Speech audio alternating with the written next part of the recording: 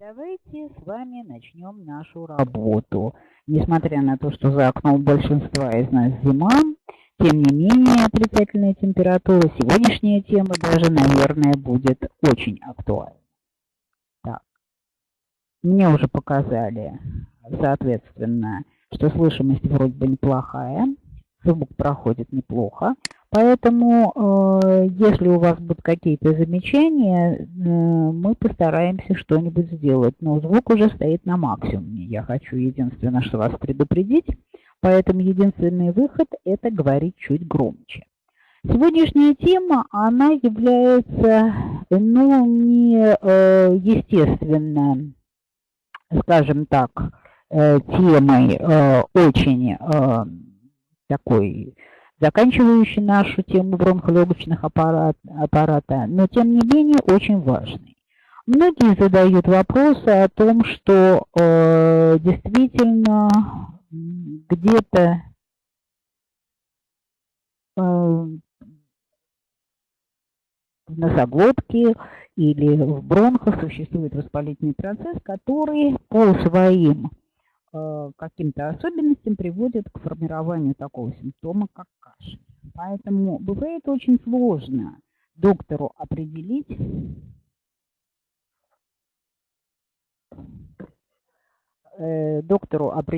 что является источником нашего кашля.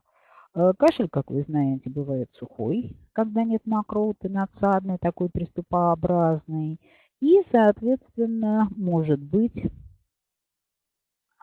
где-то существует и кашель влажный, то есть с мокротой. Поэтому мы сегодня решаем этот вопрос все так же, как и решали наши предки, врачи, которые вооружались фонендоскопом и слушали пациента.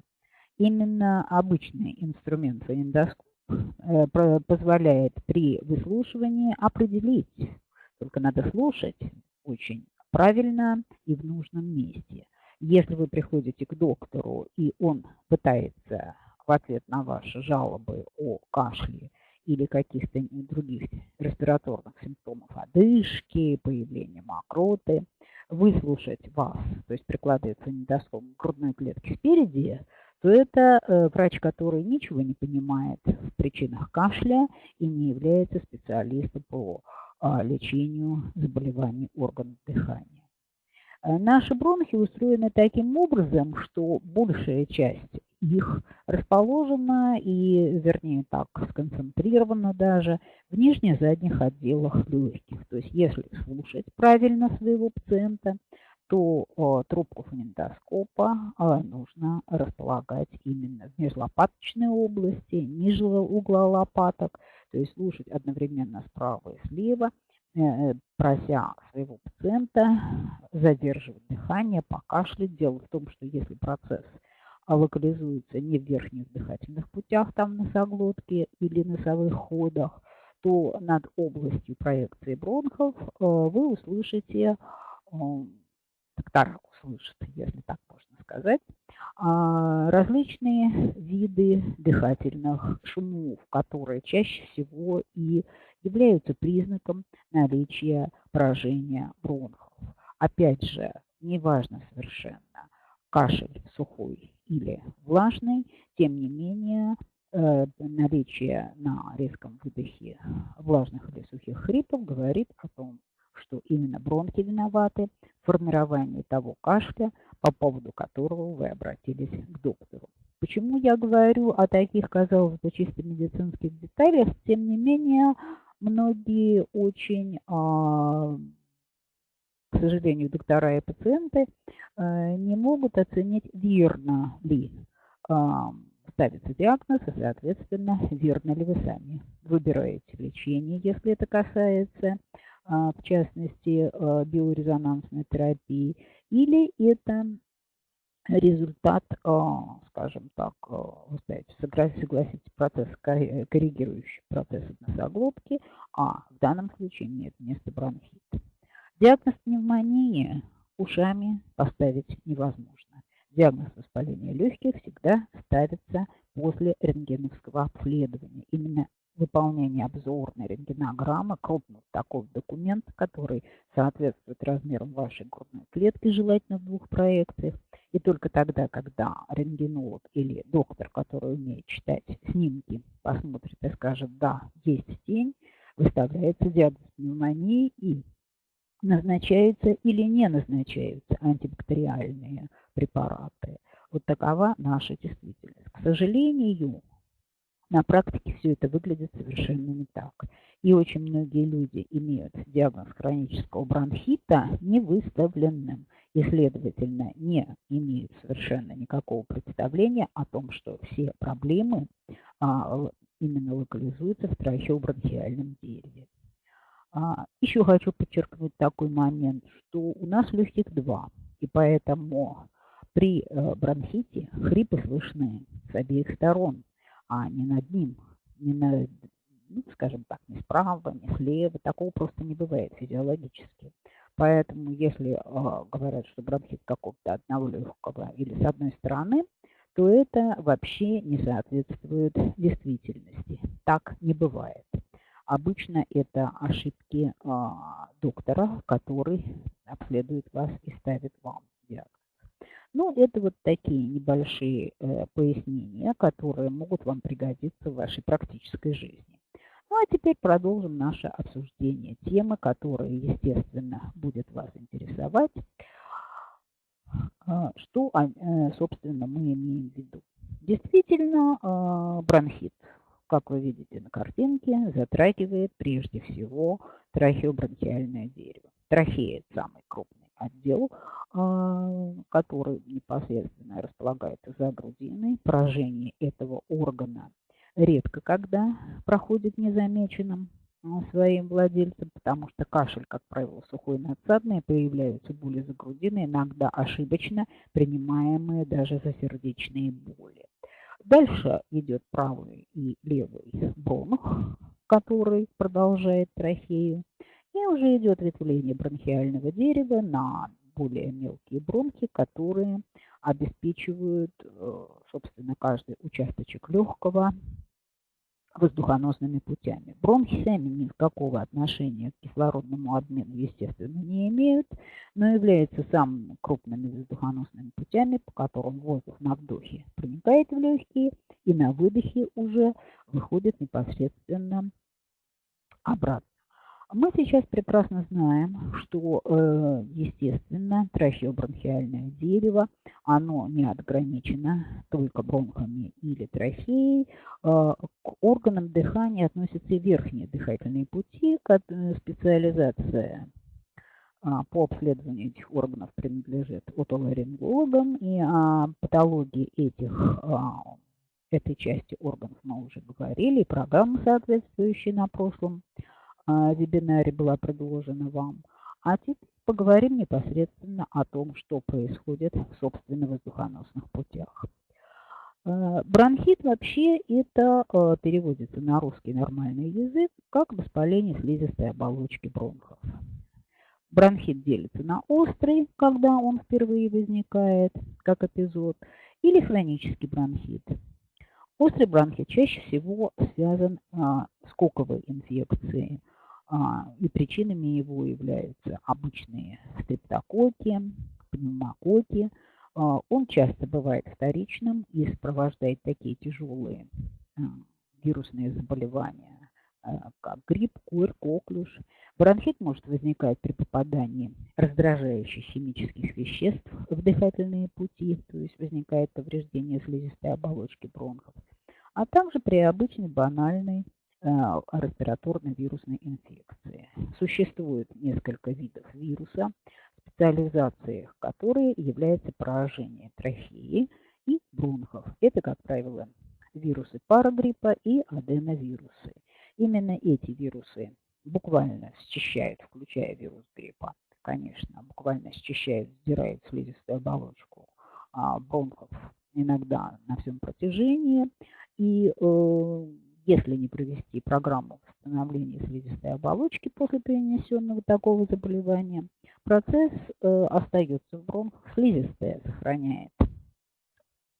Пытается, конечно, организм восстановить, но полностью не удается.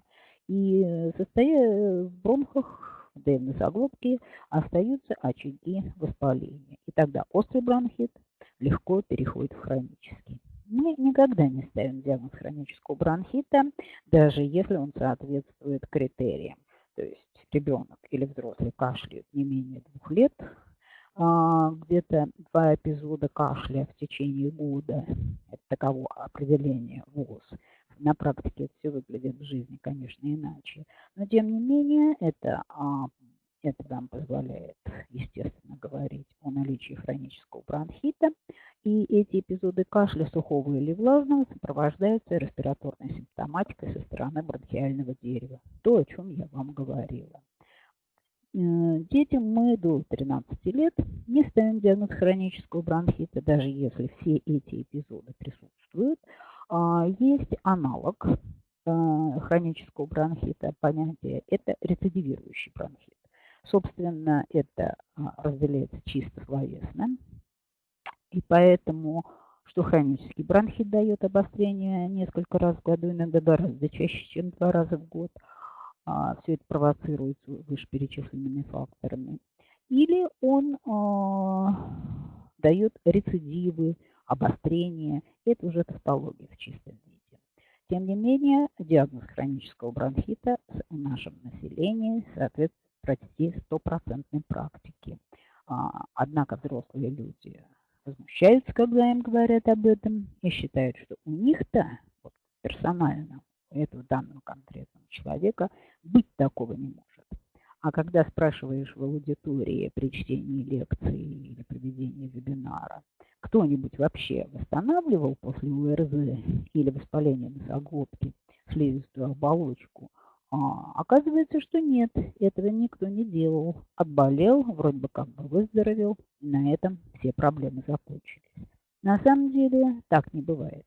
Если вы регулярно не восстанавливаете слизистую оболочку, вы не восстанавливаете иммунитет, о чем мы говорили в самом первом семинаре, касающемся проблем бронхолегочного аппарата. Поэтому при отсутствии иммунитета постоянно тлеет воспаление в бронхиальном дереве, а поскольку стенки бронхов вплотную прилегают к легочной ткани, в любой момент может развиться и легочный воспалительный процесс, который, в общем-то, не зря называется бронхопневмонией, поскольку воспаление переходит с постоянно существующего очага воспаления непосредственно стенки бронха на легочную ткань. И это может повторяться неоднократно. И на месте воспаления легких развивается эмфизема, пневмосклероз, те самые изменения рубцового или, наоборот, легочная ткань вздувается дистрофически, не выпуская воздух. При выдохе полностью альвеолы спадаются, поскольку в них поврежден сурфактант, защитная оболочка, не дающая нашим альвеолам спадаться. Вот такая вот печальная ситуация. Это может привести к деформации бронхов, когда постоянно в мелких самых бронхах, переходящих в легочную ткань, они не имеют такого толстого хрящевого каркаса, как более крупные бронхи. Они легко деформируются, там остается инфекция, развивается нагноительный процесс и формируются тяжелейшие хронические осложнения любого хронического бронхита. Это различные виды бронхоэктаз, или у детей часто, к сожалению, родители, имеющие собственную бронхолегочную патологию, передают это генетически, и у детей часто встречаются различные варианты врожденной патологии. То есть бронхоэктаза взрослых соответствует понятию у детей это наличие простой или кистозной гипоплазии, то есть недоразвитие бронхов. Легочной ткани в таких недоразвитых участках нет, имеются лишь очаги гнойной инфекции, где постепенно развиваются, соответственно, нагноительный, тяжелый, бактериальный или ассоциированный с грибами, паразитами процесс, который практически трудно лечить, поскольку именно в бронхи антибактериальные и другие противовоспалительные препараты практически не проникают. Легче вылечить пневмонию. А если воспалительный процесс там обильное кровоснабжение, легко все препараты доходят до очагов воспаления. Пневмония, она сурово смотрится, плохо переносится, клиническая симптоматика иногда очень тяжелая, но тем не менее она может рассосаться и самостоятельно, оставившая после себя, конечно, большое количество остаточных изменений. А вот бронхит вылечить довольно сложно фармакологическими средствами и даже травами, потому что проведение каких-либо ингаляций – это в лучшем случае наши ингаляторы, даже которые имеются в поликлиниках, так называемые ультразвуковые ингаляторы, развивают скорость лечебных частиц до такого низкого уровня, несмотря на то, что это ультразвуковой аппарат, редко доходит до места разветвления бронхов. То есть это практически лечение трахеита. А домашнее лечение с помощью введения извне различных противовоспалительных препаратов или дышания над картошкой – это тоже в лучшем случае гортань, некоторая часть трахеи, но никак не бронхи. Поэтому применение каких-либо растираний и прочих картишников и физиотерапевтических процедур имеет значение, но это вторично. Лечить воспалительный процесс при бронхите надо, как это полагается, изнутри, то есть лечить воспаление слизистой оболочки, управлять непосредственно нашим выделением мокроты, восстанавливать дренаж бронхов, ликвидировать бронхоспазм, а это восстановление моторики бронхов. То есть тут проблем достаточно много. Поэтому именно биорезонансная терапия позволяет решить эти проблемы с эвакуацией противовоспалительной антибактериальной терапии именно в бронхиальном дереве, которое малодоступно обычным методом лечения. Но продолжим нашу беседу уже непосредственно применительно к хроническому бронхиту. Так же, как и острый хронический бронхит, может развиваться в результате длительного вдыхания пыли, ядовитых газов, каких-либо ирритативных веществ раздражающих. Естественно, это бронхит курильщика, который, естественно, называется, я вам еще расскажу, как делятся бронхиты по типу течения, который чаще всего протекает непосредственно с явлениями, скажем так, бронхоспазма и сухим кашлем. При застойных явлениях легких, крови в легких, это при заболеваниях сердца, вторичный хронический бронхит. Ну и, естественно, хронический бронхит входит в состав таких хронических легочных заболеваний, как хроническое обструктивное заболевание легких и различные варианты ХНЗ, то есть хронических неспецифических заболеваний легких, в группу которых входит бронхиальная астма в том числе. Дело в том, что во всяком бронхите есть явление аллергическое, составляющее это неизбежно. Ну и при бронхиальной астме всегда составляющей частью является и воспаление слизистой оболочки бронхов. Это следует учитывать, когда пациент является либо аллергиком, либо страдает хроническим неспецифическим заболеванием.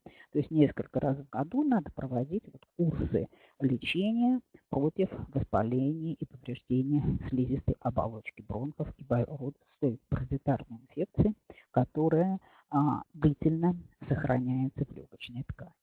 Большую роль, конечно, в развитии хронического бронхита играет охлаждение, вдыхание холодного воздуха, переутомление, физическое и нервное напряжение. Как и все органы, бронхи, естественно, иннервируются, и нервы, которыми они управляются, полностью входят в понятие симпатической, парасимпатической нервной системы. Поэтому невротический бронхоспазм и формирование на этой базе, если невроз длится долго, или депрессия, или синдром хронической усталости, все это является фактором, напрямую предрасполагающим к формированию хронического воспалительного очага. То есть хронического бронхита.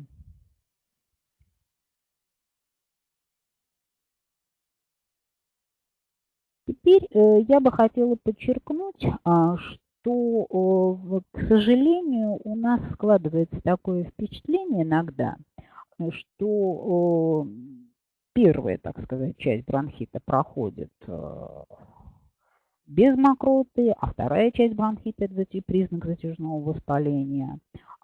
Появляется влажный кашель с выделением мокроты. К сожалению, это не всегда правильно. Дело в том, что бронхит в принципе бывает с мокротой и без мокроты. Причем наиболее неприятным является так называемый сухой катаральный бронхит, когда кашель мучителен, мокрота, слизистая повреждена значительно вместе с теми самыми железами, которые выделяют защитную дренажную мокроту, и повреждающий фактор не дает выделяться защитным фактором, о которых я уже говорила, когда говорила о бронхолегочном иммунитете. То есть те самые слизистые элементы защиты, они практически не вырабатываются. Человек помимо надсадного кашля может и почувствовать при существовании бронхита длительностью более недели, появляется некое состояние удушья, иногда ощутимое, если это касается бронхов среднего или мелкого калибра, или сухой мучительный кашель, который характерен для трахеита. Чувство недостатка воздуха, и как раз одышка бывает не только при хроническом бронхите, но и при атаке острого. Все зависит от того, какой вирус посетил в данный момент ваше трахеобронхиальное дерево. Например, вирус парагриппа, для него очень характерно существование сухого бронхита с удушьем, когда мокрота практически не выделяется. Возникают мысли о аллергическом воспалении, о бронхиальной астме, диагноз уходит в сторону, и, соответственно, в сторону уходит лечение. В то же время, конечно, врачи, пульмонологи предпочитают бронхит с влажным кашлем, когда идет уже выделение защитной мокроты, но в то же время мокрота бывает разная. Она бывает прозрачной, то есть тогда, скорее всего, особой бактериальной и паразитарной инфекции нет, и слизисто-гнойной. Вот это очень характерно для длительно существующего, рецидивирующего или хронического бронхита. В этой ситуации как раз и возникает та самая неприятная клиническая картина, когда и такие же бронхи пытаются освободиться от мокроты накопившейся. Много мокроты – это тоже плохо, здесь должен быть баланс. И при нарушении этого баланса по выработке эвакуации мокроты может возникнуть резкое усиление моторики бронхов в виде бронхоспазма, то есть сужение бронхов. Бронхи вообще ведут себя как кишечник. Там есть и продольные, и кольцевые, соответственно, мышцы. И от накопления защиты, от накопления мокроты может быть двоякое. Это резкое сужение бронхов, то есть сокращение кольцевидной мускулатуры, или движение бронхов продольных мышц, когда возникает именно кашель, и тогда эвакуация проходит гладко. К сожалению, заказать в кавычках это невозможно. Все зависит от того, какой бронхит существует. Именно для бронхита со слизисто-гнойной мокроты, то есть характерен такой бактериальный процесс, нагноительный паразитарный процесс, может сопровождаться повышением температуры, слабость, недомогание. То есть люди думают, что это пневмония. Температура может подниматься даже до 38 градусов. Тем не менее, это элемент просто хронического воспалительного процесса именно в бронхиальном дереве. Все решает, естественно, обследование у врача-пульмонолога. В принципе, здесь существует еще несколько деталей, таких малозначимых для пациентов, но хотя, в общем, может быть, представляющих определенный интерес для обычного человека, пользователя нашего аппарата. Бронхиты, помимо всякого прочего длевения, на острые хронические, на, соответственно, катаральные и обструктивные, то есть с удушьем, делятся еще на первичные и вторичные. Первичность – это первичные бронхиты, это те, которые возникают непосредственно в трахеобронхиальном дереве и не распространяются на соседние органы ткани, иногда лишь сочетаются с воспалением носоглотки. Как я уже говорила, гортани и трахеи. Вторичные бронхиты являются осложнениями других заболеваний. Как правило, это заболевания сердечно-сосудистой системы, хронического очага воспаления в легочной ткани, различные врожденные заболевания часто сопровождаются формированием хронического бронхита, поэтому никогда нельзя быть уверенным до конца, что действительно этот процесс изолирован и локализуется строго в бронхиальном дереве. Ну и, конечно, вторичным является бронхит, который сосуществует с воспалительным хроническим процессом в легочной ткани, так называемой хронической пневмонии, как принято говорить в детской практике. Острое воспаление в легких, как мы уже говорили, в основном возникают под влиянием различных физических температурных факторов, инфекционных, где на первом месте являются вирусно-бактериальные ассоциации, конечно, возможны бронхиты и паразитарные этиологии, различные варианты хламидии, гистоплазм. Сейчас, к сожалению, это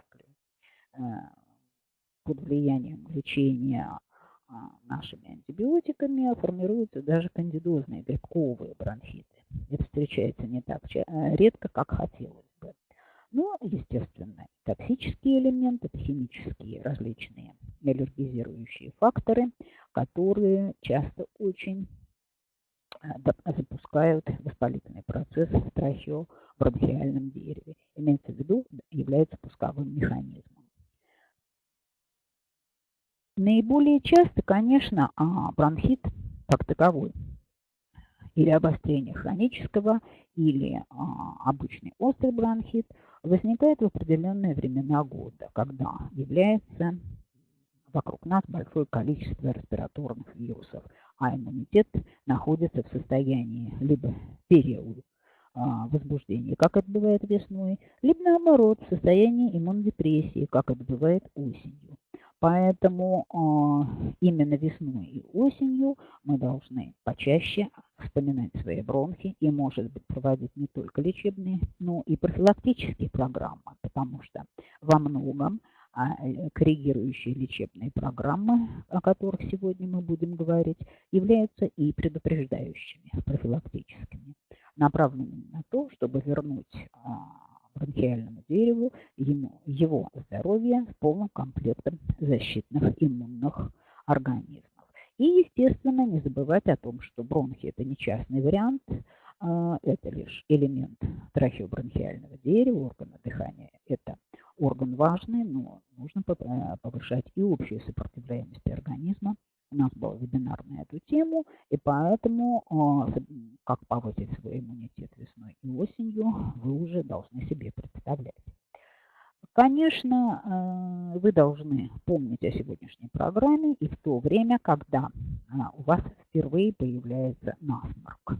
И если вы знаете за собой такую неприятную привычку кашлять длительно после респираторно-вирусной инфекции на фоне респираторной вирусной инфекции, то любые респираторные симптомы являются такие, как охриплость голоса, першение в горле, боли в горле и сухой болезненный кашель, являются предвестниками более грозных симптомов, которые могут развиться чуть позже, когда появится новый очаг воспаления, помимо носоглотки в бронхиальном дереве, появляется и опять усиливается температура, появляется озноб, слабость и, конечно, меняется характер кашля, который становится более глубоким и соответствует фазе развития воспаления в бронхиальном дереве.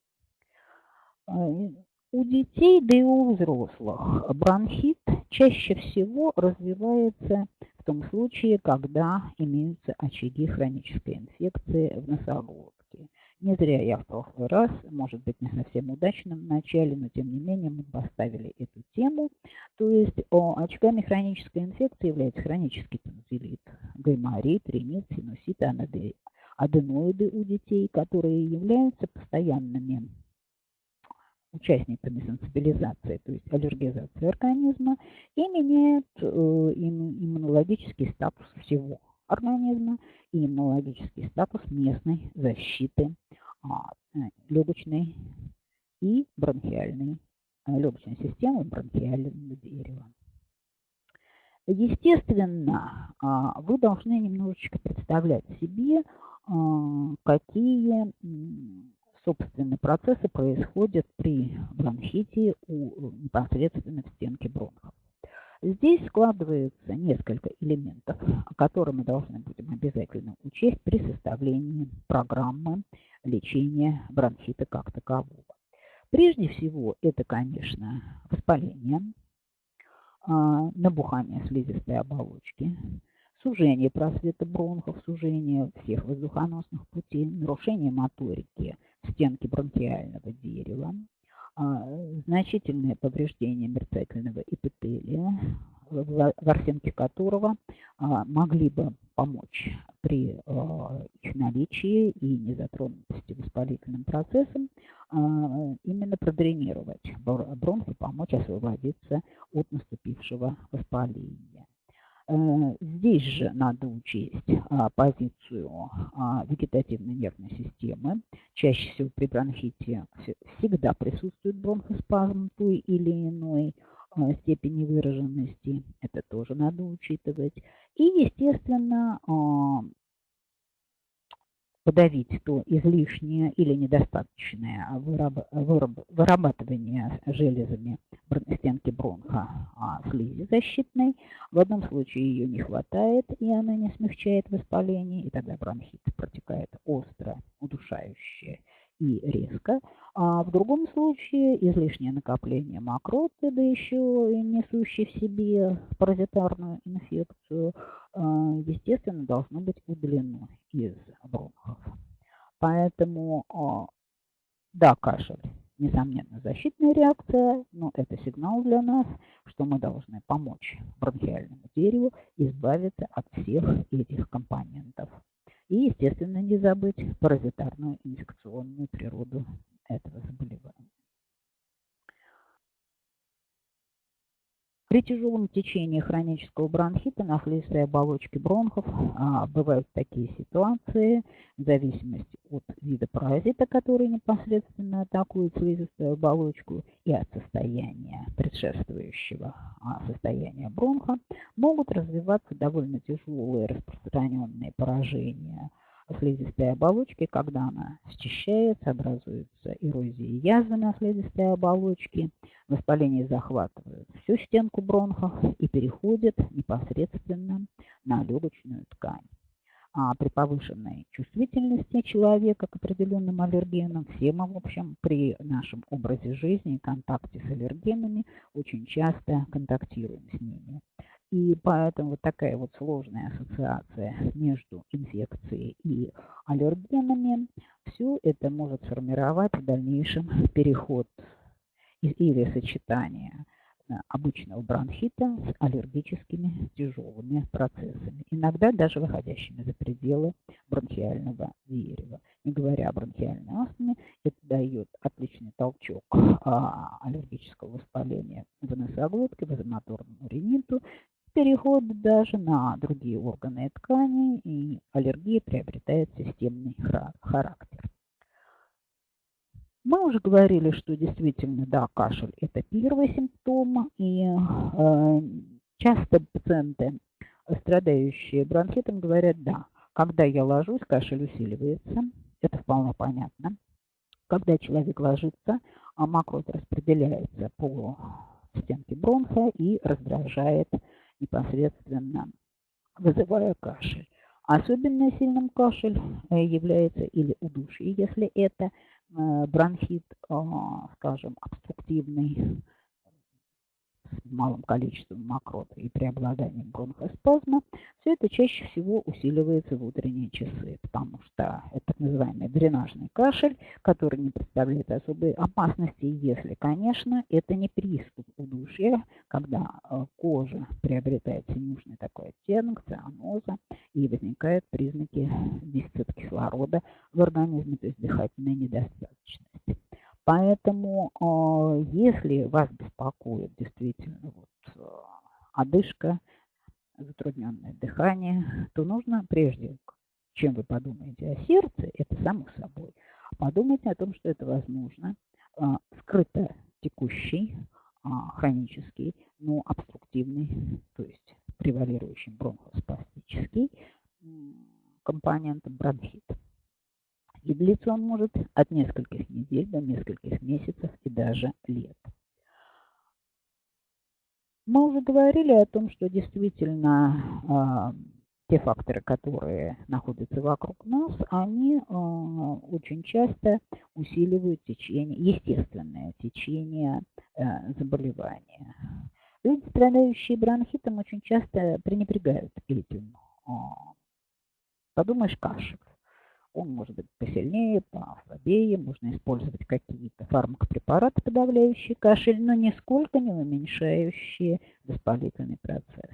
Мало того, хочу вам сказать, что то, что стоит на полочках в аптеке, за исключением препаратов класса АЦЦ или мукалтина, это препараты, которые усиливают моторику бронхов и, следовательно, усиливают кашлевой толчок. Поэтому что бы вы ни пили, бромгексин, таблетки с термоксисом, амбробены, все это приводит к тому, что кашель не только не становится меньше, он наоборот значительно усиливается.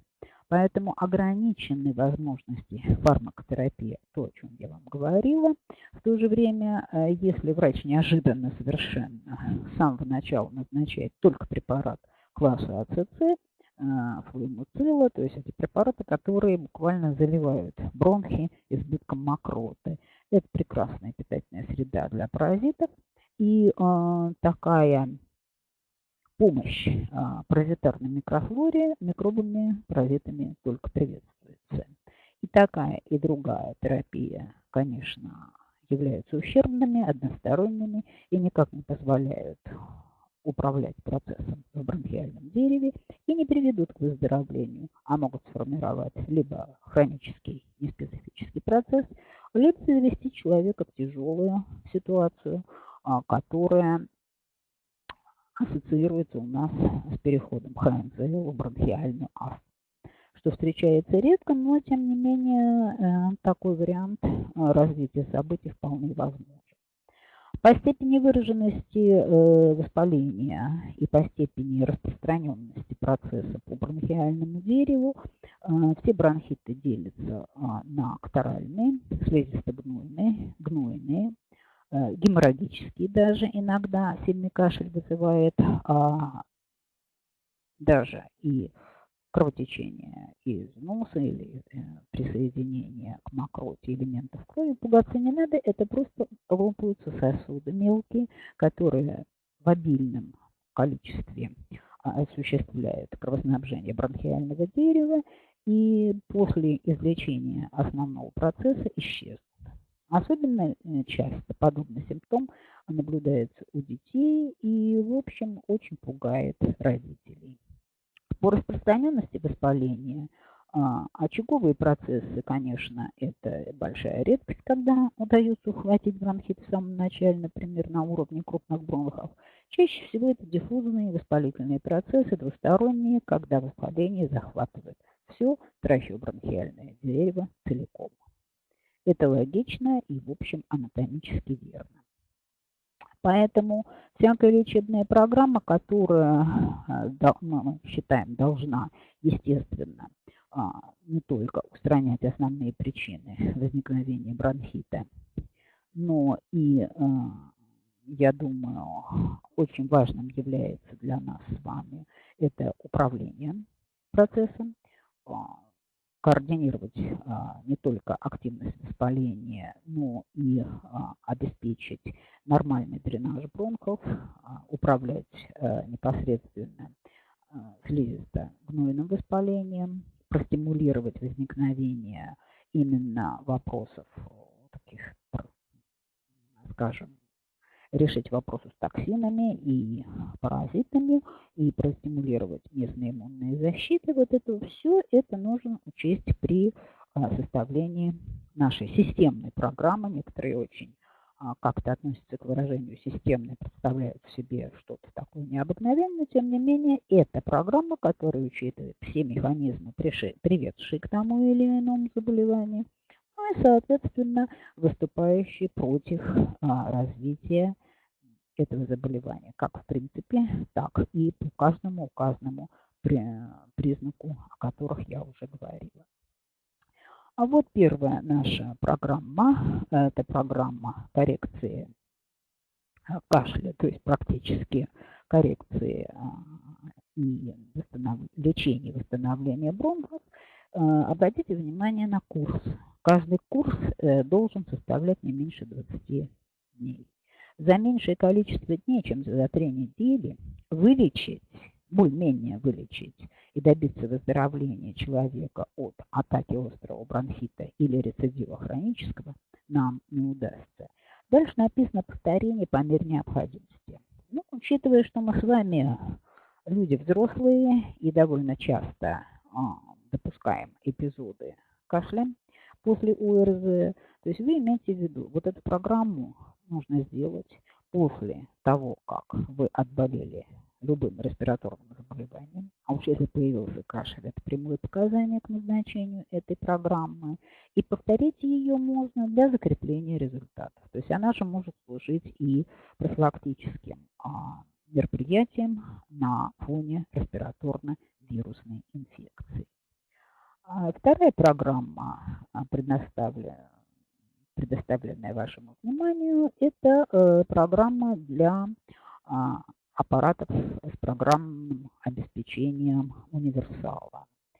Здесь вы видите действительно опять трехнедельный курс, где мы легко видим различные системные большие программы, которые являются, естественно, многочастотными, и они направлены на то, о чем я уже говорила, на борьбу с паразитами, на борьбу с кашлем, на влияние бронхита на соседние органы, то есть и профилактику осложнений.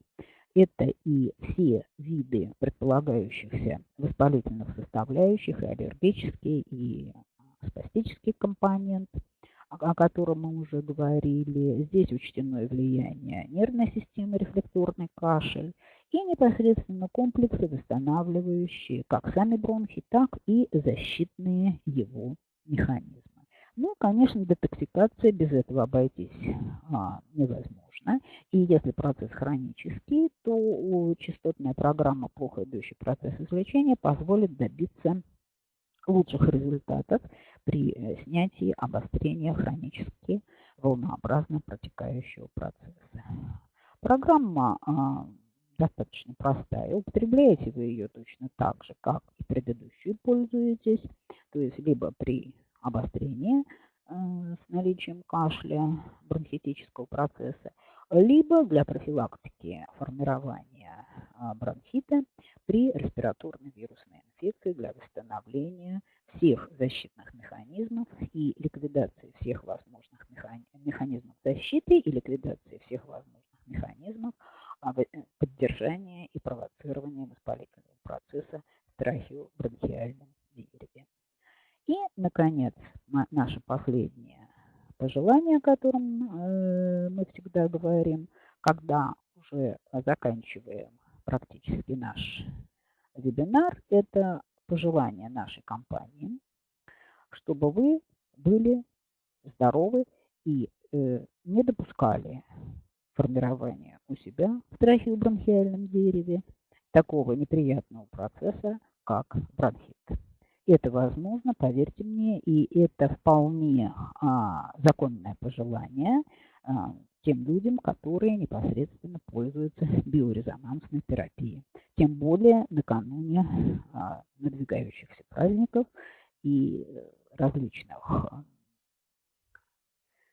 массовых встреч друг с другом, это все усиливает явление контакта и провоцирует формирование не только простудных заболеваний, но и бронхита как такового. Ну что ж, на этом я сегодня с вами хочу проститься, поблагодарить вас за внимание. Если у вас нет никаких вопросов по прочитанному материалу сегодня, поскольку это соответствует буквально моей специальности. Да, программы паразиты детокс позволяют уничтожить все виды паразитов, которые и стафилококки в том числе. Хотя, в общем, стафилококки как раз крайне редко являются. Хотя стрептококки, стафилококки, эти программы, они вполне дееспособны в качестве дополнительной программы, которую вы можете включить в предложенные. Это не абсолют, то есть вы можете включать в эту программу дополнительные программы, она сделана так, чтобы это не повредило вашему здоровью и помогло оставаться здоровыми долгие годы. Теперь у меня один еще вопрос к вам, пока вы не ушли из... Следующую тему, которую бы я хотела поставить, у нас есть выбор здесь. Не знаю, насколько вам интересна пневмония, то есть воспаление легких. Здесь можно взять программу, касающуюся или пневмонии, или таких явлений, как эмфизема и пневмосклероз, которые очень часто спрашивают пациенты в возрасте, или программу борьбы с ночным апноэ, то есть нарушением остановки дыхания и храпом. Вот что вы бы хотели в ближайшее время услышать из этих предложенных тем? Так, эмфизема. Вот я тоже больше склоняюсь к этому, потому что пневмонию мы неизбежно. Так, вот так, эмфизема, храп, все, понятно. Про храп. Хорошо, давайте сделаем так. Вначале поговорим про ночной храп и апноэ. Дальше мононуклеоз. Ну, вы знаете, мононуклеоз заболевание ничего особенного, так сказать, не представляющего. Это одно из респираторно-вирусных инфекций, вы совершенно спокойно можете пользоваться.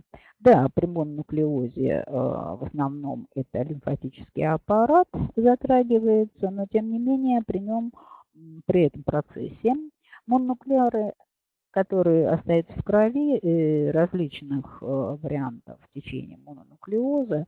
Воспользуйтесь программой паразиты детокс и лимфодетокс. Больше, в общем-то, тут и ничего и не требуется, поскольку заболевание довольно такое банальное. Хотя и...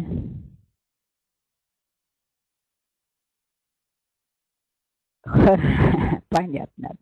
Кстати, храп – это тоже про органы дыхания, помимо, так сказать, чисто звуковых элементов. Эта программа будет связана как раз с носоглоткой и с органами дыхания. А далее уже эмфизема и пневмосклероз, чтобы действительно закончить эту тему. Ну что ж, я с вами прощаюсь. Мы подумаем насчет тематики. Мы с вами все, что нужно, обсудили, касающиеся этой тематики. Мне тоже было очень приятно. Это точно. Вот с Валерием я согласна. Плевриты. Видите ли, есть темы, которые, в общем, не являются общие рекомендуемыми. Плеврит – заболевание, которое связано с определенным чаще всего с двумя процессами, которые не являются, собственно, такими проблемами, которые можно было бы в общем порядке рекомендовать для каждого пользователя. Плеврит – вопрос индивидуальной диагностики и дифференциальной диагностики между, скажем так, туберкулезом, опухолевым процессом или сердечной недостаточностью. Все это делается строго в условиях стационара. Поэтому эту тему обсуждать мы вряд ли здесь будем, потому что она